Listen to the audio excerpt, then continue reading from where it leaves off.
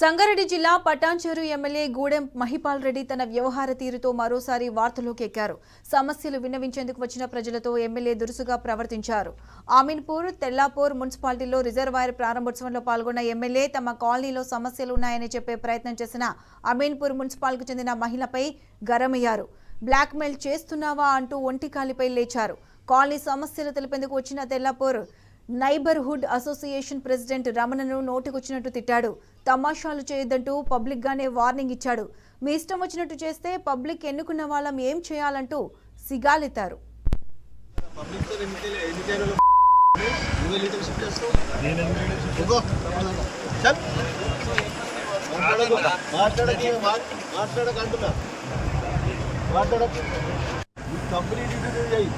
తమాషాలు చేయకని చెప్తున్నా, మళ్ళీ ఒకసారి చెప్తున్నా.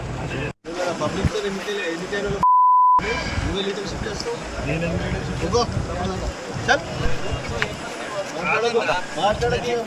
మాట్లాడకంటున్నా, మాట్లాడకు.